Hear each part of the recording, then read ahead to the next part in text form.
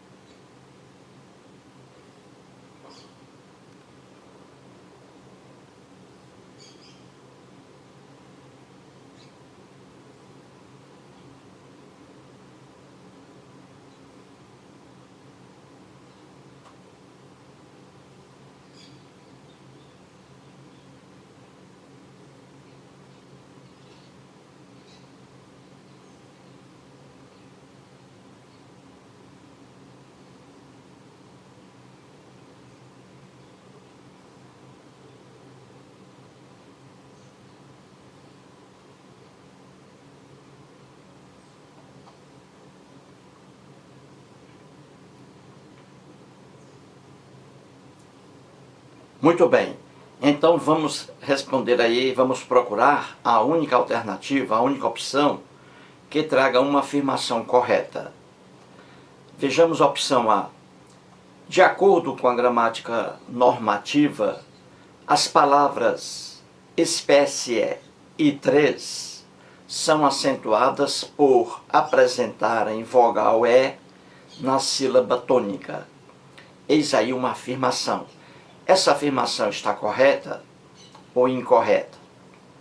Incorreta. Está errada essa afirmação na opção A. Ela está dizendo que quando a vogal E estiver na sílaba tônica, em qualquer sílaba tônica, a vogal E levará acento gráfico. É uma afirmação errada, incorreta. Por exemplo, eu tenho a palavra pele, pele, pele. A sílaba mais forte é a primeira sílaba. Pé, pele, pele. Pele, esse E aí, está em sílaba tônica.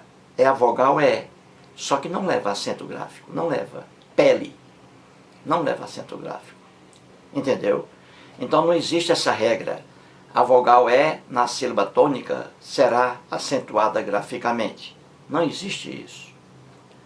Então, a opção A traz aí uma afirmação incorreta. Incorreta. Vejamos a opção B de bola. O uso do pronome ela em achou mais saboroso comer ela limpa.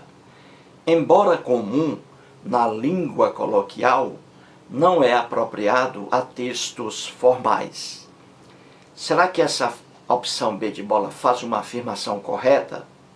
Ela está dizendo que o pronome pessoal reto, ela, aí na oração, achou mais saboroso comer ela limpa, está dizendo que isso aí é muito comum no meio do povo. O povo diz isso aí, comer ela, que isso é muito comum na linguagem coloquial, na linguagem diária. O povo fala assim, comer ela. Então está dizendo que, mesmo sendo comum na linguagem coloquial, essa expressão aí, comer ela, não é apropriada a textos formais, em romances, em dissertações, etc. Será que isso é verdade? Essa afirmação é certa? É. Essa afirmação aí na opção B de bola é certa. Está errado gramaticalmente você dizer comer ela, porque ela é pronome pessoal reto. Não pode funcionar como objeto direto. Quando você diz comer, o que? Comer ela. Ela aí é objeto direto. E aí o erro. O ela, pronome pessoal reto, não pode funcionar como objeto direto. Funciona como sujeito. Aí sim, ela foi embora. Correto. O errado, comer ela. Está errado. O certo seria comê-la. Comê-la. Comê-la limpa. Então, a opção B de bola está fazendo uma afirmação correta. Está fazendo uma afirmação correta. É a opção que a questão quer. Vejamos a opção C. Há quase 50 anos, na pequena ilha de Koshima, no Japão, as vírgulas separam aposto explicativo. Será que aí existe uma afirmação correta na letra C? Não. Não há aposto aqui nessa oração. Há quase 50 anos, na pequena ilha de Koshima, no Japão, não há aqui aposto algum. O aposto especifica o nome e não há especificação alguma aqui. Está tratando aqui de dois lugares diferentes. Na pequena ilha de Koshima, no Japão, vê aqui dois lugares diferentes. A expressão no Japão aqui não está especificando que ilha nós temos aqui, que ilha. não está trazendo especificação em relação a ilha alguma. Está apenas aqui mostrando 2 lugares. Na pequena ilha de Koshima, no Japão, entendeu? É a mesma coisa que dizer assim, fui a Sobral, no Ceará. Fui a Sobral, no Ceará. No Ceará não é aposto também. Sobral, advérbio. No Ceará, também advérbio. A mesma coisa aqui. Na pequena ilha de Koshima, no Japão, aí está afirmando que essa vírgula aí está separando aposto. Não existe aposto aqui. A opção C faz uma afirmação incorreta. Vejamos a opção D. O hábito se espalhou pelos irmãos mais velhos. A sequência em itálico tem função de agente da passiva. A opção D de dado está dizendo que o hábito se espalhou pelos irmãos mais velhos, existe aí o agente da passiva. Não. Afirmação também incorreta, errada. Não existe agente da passiva aqui. Na voz passiva analítica, o sujeito sofre a ação e quem pratica a ação é o agente da passiva. Eu digo assim, o gato matou o rato. O rato foi morto pelo gato. O rato foi morto pelo gato. Oração passiva e analítica. O rato foi morto pelo gato. Quem morreu? O rato, sujeito, sofre a ação na voz passiva. E quem pratica? O agente da passiva. O rato foi morto pelo gato. Pelo gato é o agente da passiva. Foi o gato que matou o rato. Então aí, agente da passiva, ele exerce a função, ele age na oração aí. E quem sofre é o sujeito. E aqui, pelos irmãos mais velhos, não é o agente da passiva. Eu digo assim, o hábito se espalhou pelos irmãos mais velhos. Pelos irmãos mais velhos aqui, não é o agente da passiva. Veja bem a oração, o hábito se espalhou. Eu digo assim, o leite se espalhou pela casa. O leite se espalhou pela casa. Eu não estou dizendo que a casa espalhou o leite. Não estou dizendo que os irmãos mais velhos aqui espalharam o hábito. Não. O hábito, veja, se espalhou pelos irmãos mais velhos. Pelos irmãos mais velhos aqui é um adjunto adverbial. Pelos irmãos mais velhos. O hábito se espalhou.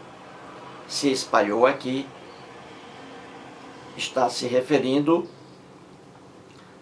não aos irmãos mais velhos pela ação deles. Estou dizendo que o hábito se espalhou. O hábito se espalhou pelos irmãos mais velhos. A doença se espalhou pelos familiares. Não estou dizendo que os familiares espalharam a doença, mas que a doença se espalhou pelos familiares. Pelos familiares não é o agente da passiva. Repito, o mesmo exemplo aqui você diz, o papel, vamos dizer assim, os papéis se espalharam pela casa. Os papéis se espalharam pela casa. Não estou dizendo que a casa espalhou os papéis. Estou dizendo que os papéis se espalharam pela casa. Ao longo da casa, os papéis se espalharam, entendeu? Não estou dizendo que a casa espalhou os papéis. Não é o agente da passiva. A mesma coisa aqui. Não é agente da passiva aqui. Vejamos agora a última opção. A opção E está dizendo assim, no trecho, aí vem o trecho. Ninguém sabe ao certo se ele percebeu. A conjunção em negrito introduz ideia de condição. A opção E está afirmando que a conjunção se, veja aí, ninguém sabe ao certo se ele percebeu. A opção E está afirmando que esse se aí, se ele percebeu, esse se é condicional. traz aí a ideia de condição. Será que isso é verdade, gente? Não. Não. O se aí não traz ideia de condição, de forma alguma. O se, ele pode trazer ideia de condição, mas na frase aí, não. Na frase aí, o se é uma conjunção integrante. O se é uma conjunção aí integrante. Ele pode ser substituído por que tem o mesmo valor. Ninguém sabe ao certo que ele percebeu. Olha aí. Ninguém sabe ao certo que ele percebeu. Ninguém sabe ao certo se ele percebeu. Então esse se aí não é condicional. Esse se aí é uma conjunção integrante. O se, que pode ser substituído por que. O se será condição, o se será com uma conjunção trazendo a condição como sentido, significado, em outras orações. Por exemplo, eu digo assim: se chover, não irei ao cinema. Olha aí, o se aí é condição. Eu só irei ao cinema com uma condição, desde que não chova. Então o se aí é condição. Se chover, não irei ao cinema. Agora aqui não. Aqui você diz, ninguém sabe se ele percebeu. Então o se aqui não é condição, é conjunção integrante. Pode ser substituída por que. Então, resumindo, a única opção correta aí, que faz uma afirmação correta, a única, é a opção B de bola. B de bola. Mais um vídeo e muito obrigado.